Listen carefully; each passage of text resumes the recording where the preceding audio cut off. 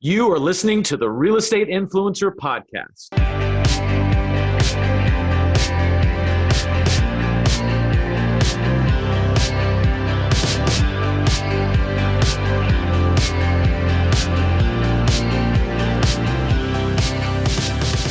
Welcome to the Real Estate Influencers Podcast. It is good to see you here. This is the podcast for real estate coaches, educators, speakers, product creators, software developers, group leaders, marketers, and entrepreneurs. That's always a mouthful when I say it, but pretty soon I think I've got it totally. I'll start to be able to hear it in my sleep.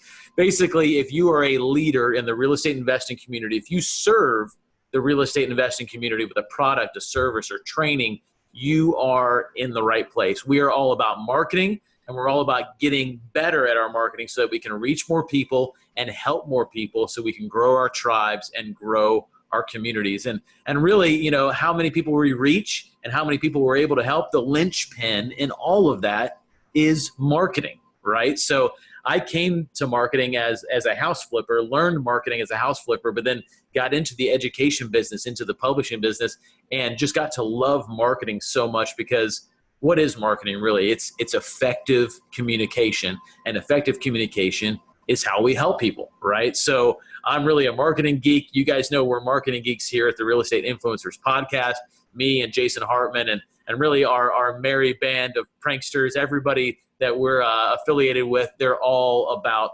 marketing, and they're all experts in their own way. And I've said it before, I'll say it again, I hang out with the coolest people. I rub shoulders with the best in the business. I have the best friends, and I just have the coolest projects going. And somebody that I work with a lot that I'm really happy who's on the show today is Mr. Jeremy Knauff. Jeremy, how you doing, man?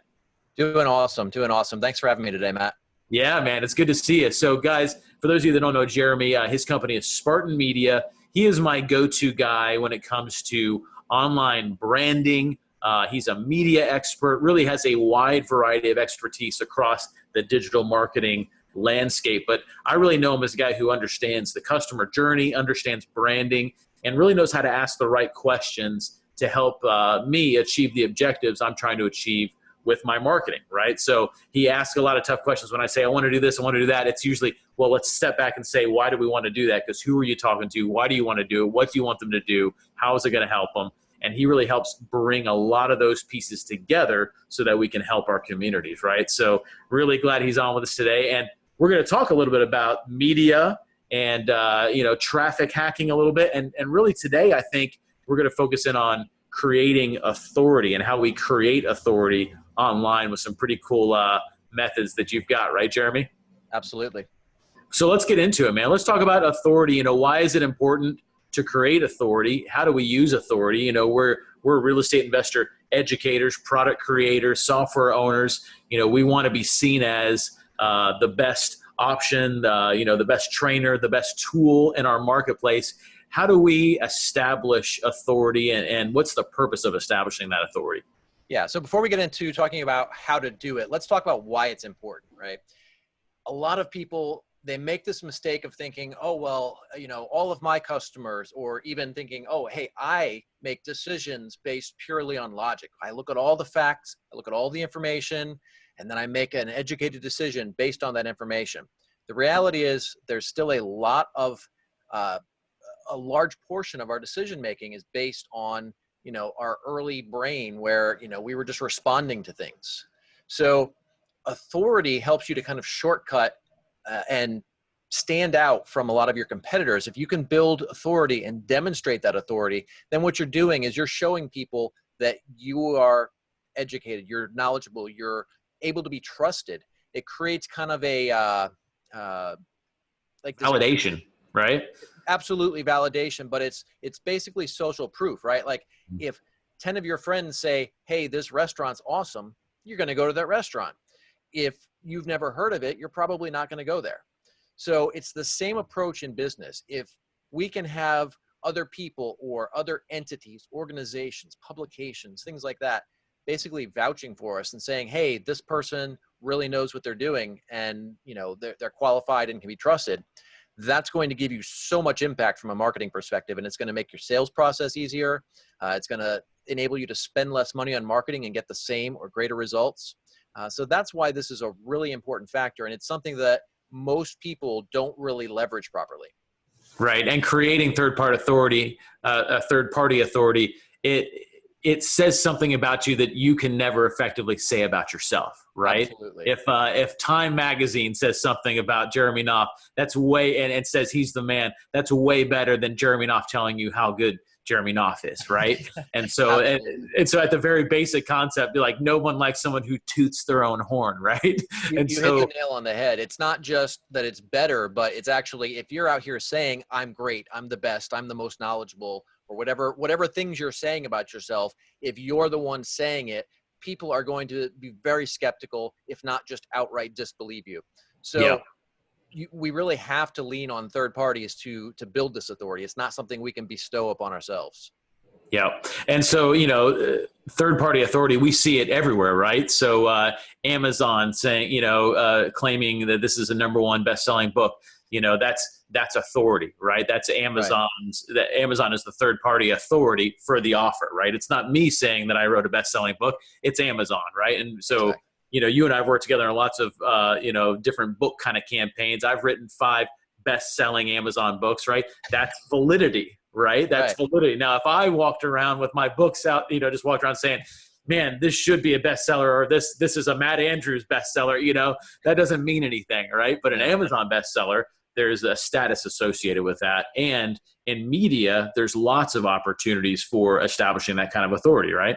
Absolutely. We have so much more opportunity today than we ever did. I mean, back in the day, you and I are a little bit older than some of these young folks coming up. But, when we were first getting into business, I mean, I don't remember exactly how old you are, but I'm old enough that when the internet first came out, everyone said this was just going to be a fad and it would be gone in a couple of years. I still think it's going to be a fad. I think it's on its way out right now, actually. Absolutely. Yeah. So, but back then, you had the media was generally the television channels, the various news organizations. You had magazines, you had newspapers, and that was pretty much it, right? You didn't have the ability to go and dig up online who's the editor, who are the various journalists, and how do you get in touch with them. All of the things that we can do today is absolutely insane, the power that we have in front of us, and so many people are not tapping into it, and because of that, they're not building the business that they could have. They're working so much harder. They're spending so much more on their marketing because they're not using the tools and resources that are out there. I mean, we have the ability to directly get in contact with basically any publication, whether it's a news organization, a magazine, an online publication, whatever it is. And that's it's a great tool to use. Absolutely. Yeah. And I think, you're hitting on it. I mean, if we can figure out how to effectively do that, then it's something that will continue to build authority, right? This is not something you do one time. It's kind of a constant thing that you work and it accumulates over time, building authority. Links build up, authority builds up, articles build up, videos build up. And so you see a cumulative effect on it, but there's also ways very quickly to kind of hack's not the right word, right? But there are ways to jumpstart this and kind of juice it in the beginning if you're just getting started with media hacking, so to speak. Absolutely. Yeah, I think the word hack has kind of been bastardized over the last several years. But I mean, the reality is there are ways to shortcut it. There are ways to hack it. To figure it out. Yeah, to figure out. You know what it is? It's leverage. How to leverage it. That's really what we're talking about, right? And absolutely. Media. How do we leverage media? You leverage it for third-party authority, and how do you leverage the individual platforms that we have. And I know that's what you're going to get into a little bit. So whenever you want to, please share your screen. And I know you're going to share some cool stuff. You gave me a little preview of it. And this is really cool, guys. You're going to want to take notes and look closely when he shares this in a little bit here. Awesome. So the first step in any of this stuff is, first of all, we have to be creating content, right? And you are definitely practicing what you preach because, I mean, Christ, 6 books, that's nuts. But you're also doing webinars, you're doing things all the time. So you've got all this content out there for everybody. That's the first step. You have to be creating content. Mm-hmm. Then from there, we can then use that content to basically leverage up, right? We've all heard the story of the guy that wanted some big thing and he went out and traded something and then just kept trading up and trading up and trading up until he got whatever that big thing was. Mm-hmm. I don't remember the exact details of the story, but I think you know what I'm talking about. Yeah, totally. Yep. And it's the same with media, right? You don't have to go and get featured on, CNN or Fox or MSNBC or whatever, whatever news channel or whatever publication, Forbes, Entrepreneur. You don't have to get featured in those right out of the gate. And the reality is you're not going to, right? Because if you've got nothing to support your claims of expertise, they're not going to feature you anyway, because who the hell are you? Right. So the first step is creating content. That could be something simple. It could be, doing a Zoom call where you're answering questions. It could be creating a video on YouTube, writing your own article, whatever it is. But then you take that piece of content and you leverage that into additional media. So a good thing that we can do once we've got some content that we can use, and it doesn't have to be, a massive library of content. You could have a single article, and then you can go find other writers, journalists, podcasters, whoever, who are covering those type of topics. So in your case, real estate, if I wanted to, let's do this real quick. Do you have a particular publication? No, let's not do that. Let's just look at Forbes. So what I'm going to do here is let's go ahead and share my screen.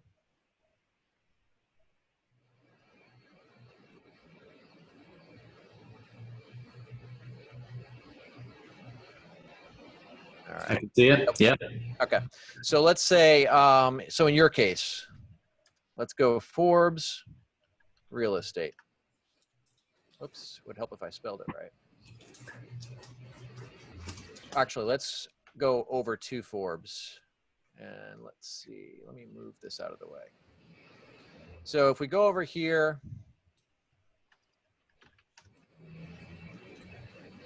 now here is and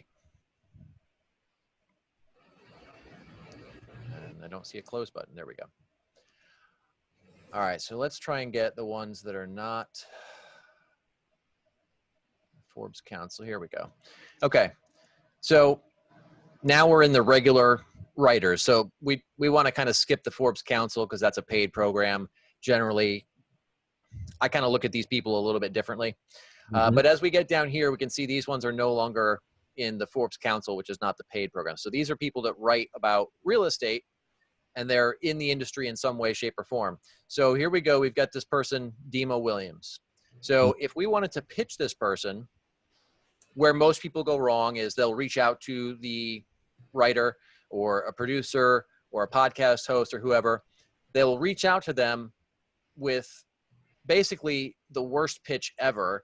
And they'll be like, hey, I'm an expert. I know this, that, and the other thing, or I've been doing this for 20 years. You should cover me because I'm awesome, basically. Yeah. Paraphrasing. Which is like not a story. Right. Because everybody thinks they're awesome. That's not a story. Right.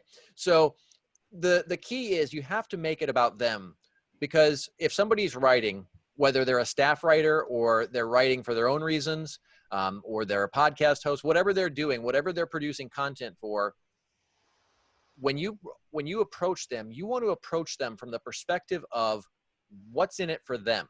Now, in most of these cases, they want something that's going to be of interest to their audience, right? Because the more people that are reading their articles or downloading their podcast or engaging in some way with their content, the better it's going to be for them. Yeah, they want something that's worthy and worthwhile for them to publish, because there's a value there. Yep. Right. So what we want to do is pitch it from that perspective. And there's a lot of ways we can do that. If we look at it from the perspective of something that's going on in the news, real estate right now, for example, in a lot of states, they're starting to push laws where, because of the COVID shutdowns, they are trying to create laws where you can't evict people. I'm sure you've seen about that. Sure. Right. So that would be a good, timely way to pitch them on what's going on, and find a way to kind of frame something, current events around you and what you do.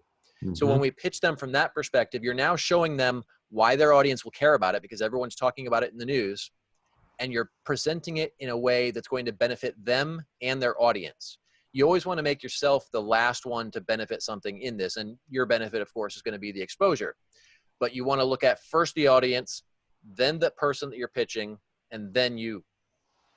Now, where we have problems are staying up to date with these people. So if we come through here, let's see, we've got 1, 2, 3. Well, we won't count the council post ones, but as we scroll through here, council posts are people that are actually they've paid. They pay Forbes to, and that's not to say that the content is not, it's not necessarily great.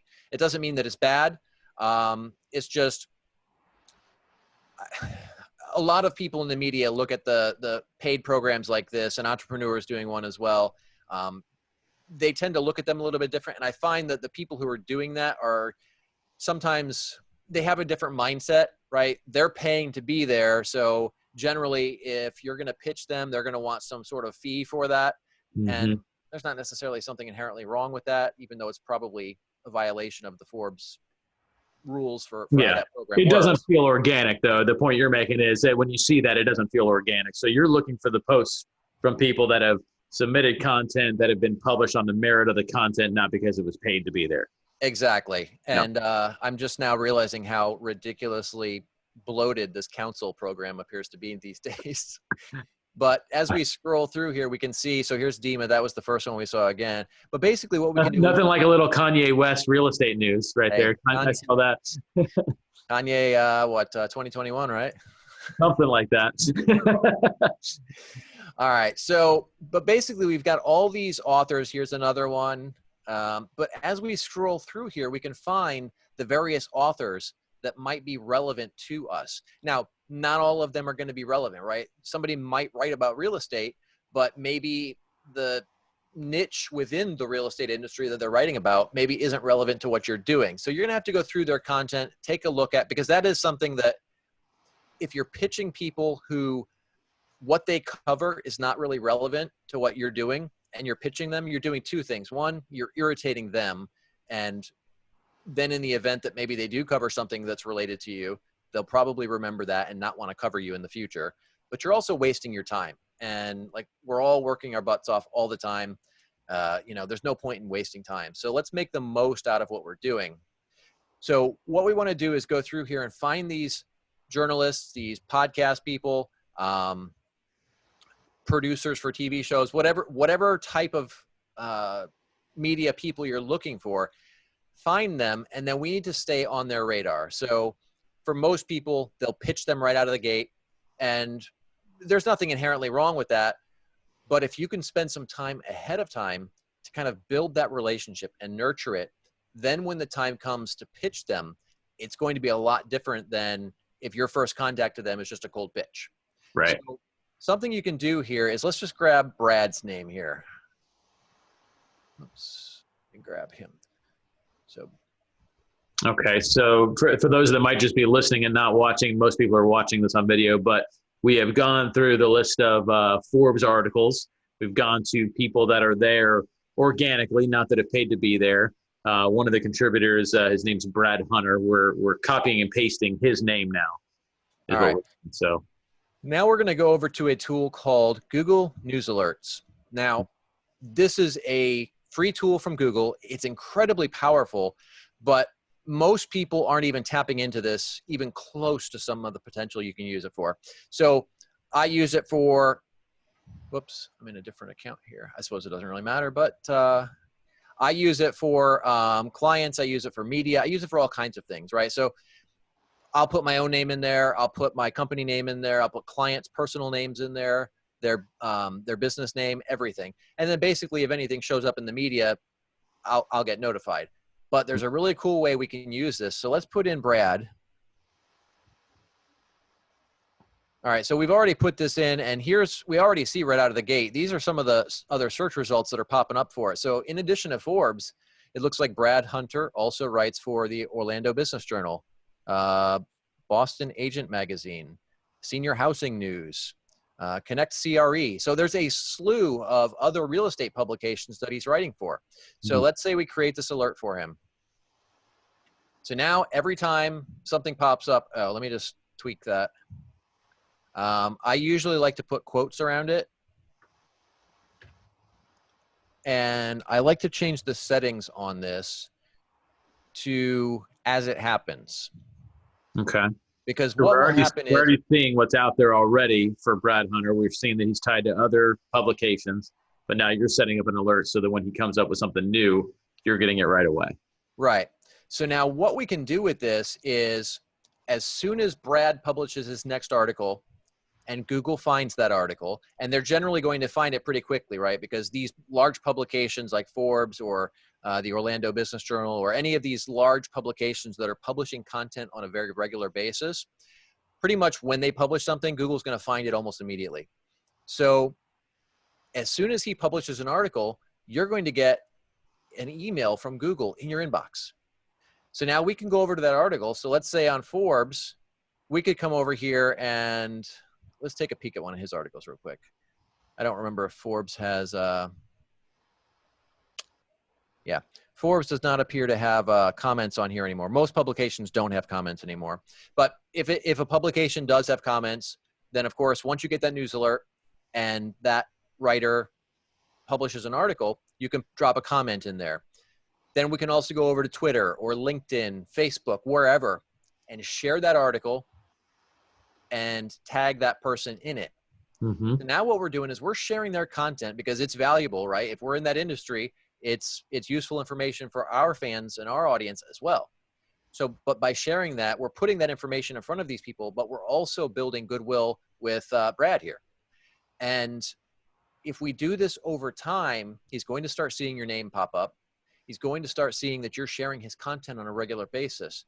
Now, how much different do you think that pitch is going to go when he sees that you've been sharing his content for 3 weeks, and then all of a sudden you're like, hey, this new thing is happening. Is this something that, we could talk about maybe doing an article on?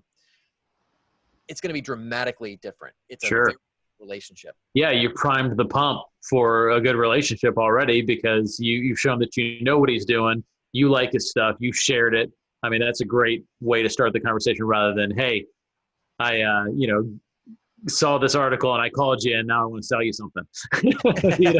It's a way better tact, right? So Exactly. So you found him, you searched. So whatever your industry is, and most of us are in some phase of teaching or on some side of real estate, right? But you could do this with any niche. You go and find an authority in your niche. In this case, for real estate, our authority that we chose was Forbes. And then you do the what's the Google tool called? It's just Google. Google News Alerts. Google News Alerts. You put that name in there of that individual or the person you're following or trying to get on the radar of, and that's almost like a little cheat sheet to them, isn't it? I mean, it's like you see real quick some search results, but then you're going to get that real time alert whenever they do something, and then you enact your procedure of commenting or retweeting it or even hitting them up and retweeting it and tagging them in it, or going straight to them and saying, hey, this is a great article, thanks for this, I really liked how you said this, and Exactly. not have an ask, just a thank you for the good information you put out, and who doesn't want a little recognition? So all of that just ingratiates you to that person. Really smart. Absolutely. Now, one thing I want to touch on there, when we do reach out and say, hey, great article, whether it's an article, podcast episode, whatever, if we're going to reach out and take the time to tell them that it's a great piece of content and that you loved it, let's also take a little bit of extra time and tell them why. Because if you tell someone, hey, great article, that doesn't mean a damn thing, because that's what every spammer in the world blasts when they're, dropping comments on social media or dropping a comment on their blog or, wherever the content is. If you give them something specific, now you're sharing the value that you got from it, instead of just seeming like some suck up who's just doing something to do something on social for no apparent reason. Yep. No, absolutely. Having a little thought behind it. I liked it because of this, or wow, that great book. I got this out of it, or I shared it with these folks and it helped this way. Yeah, it's just something that gives a little more color to just a bland comment. Yeah, that makes sense. Right. I love it. Now, something we can do is, we talked earlier about how we need to have some content, right? That could be a blog post, it could be a YouTube video, it could be anything. But if we have that content, we could then reach out to them and say, hey, I did, this thing that kind of touches on some of the things that you've outlined in your article. Maybe it's something you'd consider citing in one of your next articles or in your next podcast or whatever the case may be. That's something you can use in the pitch when you reach out to these people as well. So if you know what their content is, you now have an angle to connect what you've done to what they're doing. So Yep. that's something else. And then you have and you showed me this before, but you have a kind of a methodology. I mean, you keep a list of certain people that you have alerts on, and you keep a spreadsheet of influencers or key partners that you're trying to create relationships with, right? Absolutely. And I loved how purposeful you were about that. You know, a lot of people, they think of it, they reach out to a few people, and then the effort kind of goes. Like, you have got a hot list of, I don't know, 50 or 100 people that you are actively in the process of developing a relationship with, getting on their radar, getting attention from them, giving feedback to them. And you are doing that on a regular basis. You're keeping track of, when you've done that, when your last touch with that person was, and you're growing those relationships. And I see you now working with some of those people and partnering with some of those people that you had on that kind of that targeted list. So talk about that a little bit. And you don't have to give away all your secret sauce, but I loved how purposeful that was, right? So this is kind of the first step of identifying who those people are. Now, once you've got a list of those people, talk about kind of the thought process behind maintaining and growing and cultivating it. Yeah, we have to be very intentional about what we're doing. It's so easy to get on social media and just get sucked down some rabbit hole. Even I find myself doing it, right? I'll open up Facebook with a particular purpose, and then 15 minutes later, I'm like, what the hell am I doing? Like, I came here for a reason, and now I'm just scrolling with no apparent purpose whatsoever. So it's pretty good at that. Yeah, they've made it pretty it's like a tractor beam. So I find that, and I'm big on process for a lot of different reasons, but I'm big on process because in this case, it helps us stay on the mission without dropping things through the cracks, right? With social media, the way that the algorithms work, it's easy to, for somebody to kind of slip out for a little bit or for a long time, really, because it's going to show us, Facebook particularly, Instagram, LinkedIn, Twitter is just kind of like a fire hose, but most of the social networks, they're going to show you content based on who you're engaging with and what types of content you're engaging with. So if somebody's not around for a while, maybe they're not posting very frequently, you may start to not see their content as much. Well, if you don't see it and you don't have a process in place for staying on top of that, they could very easily slip off your radar. And then it could be, 6 months and you haven't talked to them. And now the relationship's very different. So I like to build a process around everything.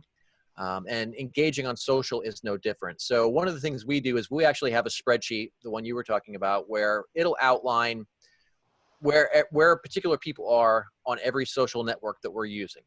And then we'll engage with them and we'll notate when the last time we touched that particular contact was. And that way we can stay on top of them all the time and not worry about missing anything. Because, we all get busy. We all get tied up. Things just happen. Life is crazy. So if you have a process in place, it helps you stay on their radar. And if you're staying on their radar, then, you're going to be more likely to be able to create opportunities with them. So whatever method you use, there has to be a process. For us, we just use a Google spreadsheet for that, but there's a lot of different ways you could do that. Yeah, absolutely. And I think about, there's so many applications for the process that you're talking about. I think about, if you had a high-paid, high-dollar mastermind group that was very specific, that just served one niche within a micro niche in real estate. We've got one of the members of our family mastermind is in the assisted living niche, right?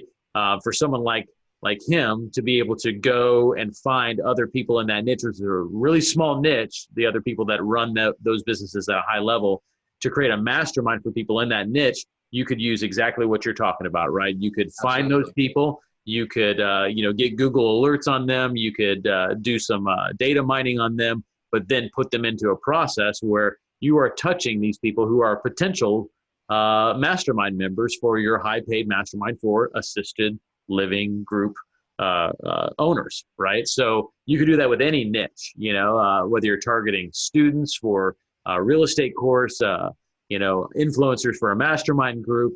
an event that you're putting on in a specific area. You could do this by location, right? You could a specific type of person in a specific type of area that you cultivate over the course of a few months before you really market to them or try to actually get something done with them. So there's just a lot of different ways that you can think about how to use this. But the bottom line is it's there's a process for it, like you said, and it's very purposeful, right? These relationships don't happen on accident. And we've all been on LinkedIn and seen that we've got 8,000 messages from people that we don't know saying the exact same thing, copy and pasted the same way. Hey, just wanted to reach out and network. And it's like, oh, great, let's network here in the chat on LinkedIn, and like nobody does it, right?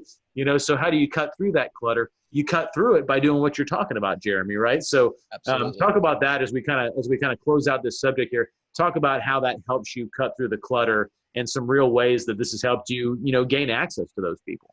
Right. Well, the key thing we want to look at here is the same way that if we're going to reach out to a journalist or a producer or a podcast host or, anybody in the media, we want to approach this from the perspective of creating value. All right. Everybody comes on and they'll either come in with an ask and that's the only engagement they have, or they'll come in with really shallow, superficial engagement. Like, hey, great post. Or, they'll just go in and like somebody's post and that's about the extent of the engagement. Yeah. What you need to do is engage in a meaningful way. If the same way that if we're going to reach out to somebody and tell them what we loved about their article, do the same thing on social media. Drop a comment on LinkedIn and say, hey, this was a great article. I really liked your point about XYZ. I'm curious what you think about this, and then maybe bring up another topic related to that. Like, engage in some meaningful way, and that's going to change the dynamic dramatically. And then, of course, we need to do that consistently, right? It's not a one-time thing. It's something we need to do all the time. So commenting on their posts in a meaningful way is one way to do it. Sharing their content is another way.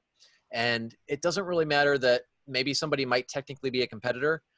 That's okay, because the reality is there's plenty of business to go around, regardless of what industry you're in.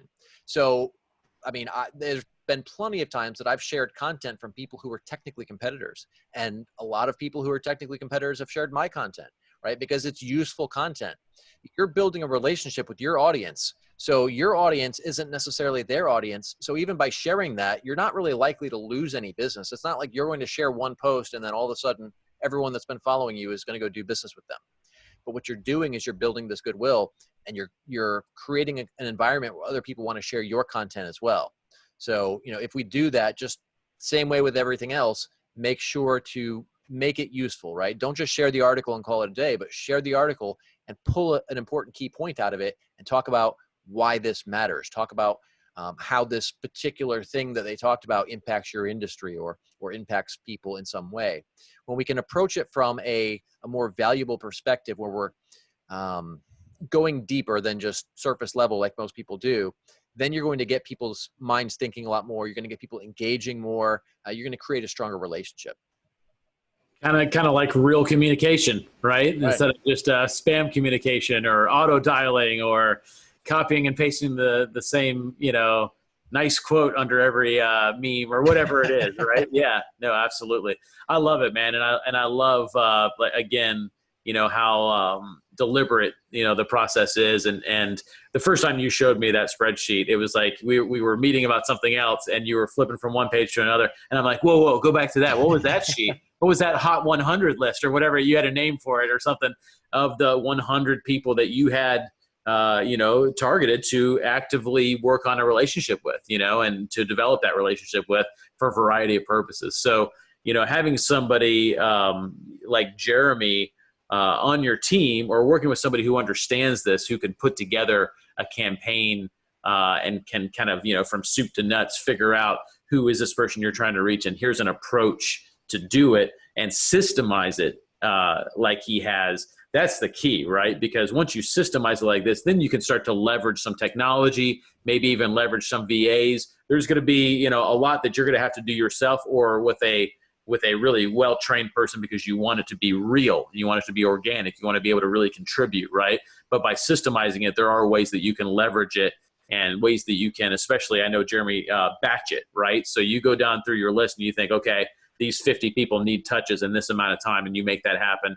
You're not sitting there every day looking at everyone, going down the list on every single person. You're batching that so that it feels like there's a constant connection there, right?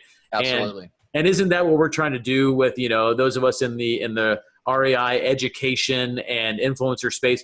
We're trying to reach our people. We're trying to create that connection. We're trying to make it more constant. Think about if you took some of the things that Jeremy's talking about here and methods like this and this kind of purposeful attack, and you put this around a webinar campaign, and you used it with the people that you're trying to reach with the webinar and kind of married those together. There are just a lot of different ways that you can juice your campaigns. And that's why I love hanging out with people like Jeremy, because he gives me ideas like this and we work on cool projects like this. So I appreciate you, man. What's the best way for people to reach you? I know I've got you pretty tied up on projects. I'm not putting him out there. You can't have him, guys. But if you have a question, you want to reach out to Jeremy, I do want you to be able to reach out. So what's the best way to reach you, Jeremy? It's not hard to find me. I'm on social media. You can find me on Google. If you just go plug my name in somewhere, you'll find me, whether it's Google, Facebook, Instagram, you name it. I'm all over the place. So I'm not hard to find. Awesome. So that's Jeremy, and those that are just listening, not watching, that's Knauff, Knauff, Jeremy Knauff. And everything we talked about today will be in the show notes. Jeremy is also a member and a really active participant in our Facebook group that I invite you all to be a part of. That is reiinfluencers.com. That'll take you straight to the Facebook page. If you're not already a member there, then just answer a couple quick questions so we know who you are, what you do, and we will let you in that group. There's no charge for that group. We want the right people in so that we can continue to grow our network, share ideas, and Jeremy is one of our experts that's in that page really almost every day, answering questions, helping people, just serving that community. So if that's a fit for you, jump on to reiinfluencers.com. Come on over, be a part of that page. You can hang out with me and Jeremy and a bunch of our cool friends, right, Jeremy? And we got a pretty cool crew in there for sure, man. A lot of great things happening. So Indeed. Good stuff. Well, thanks again. And can I get you on to future podcasts? Because I feel like we could do, 4 or 5 of these easily, just batching out different concepts and methods like what you have. So will you come on again soon with us? I'd love to. It's always a pleasure. Yeah, that would be awesome, man. We appreciate it. So, guys, thank you for being here for the Real Estate Influencer Podcast, the podcast for real estate coaches, educators, speakers, product creators, software developers, group leaders, marketers, entrepreneurs, and anybody else that is a leader that serves the real estate investing community. If that's you, you're in the right place. Go to reiinfluencers.com, join our group, and we will see you on the next episode. See you guys.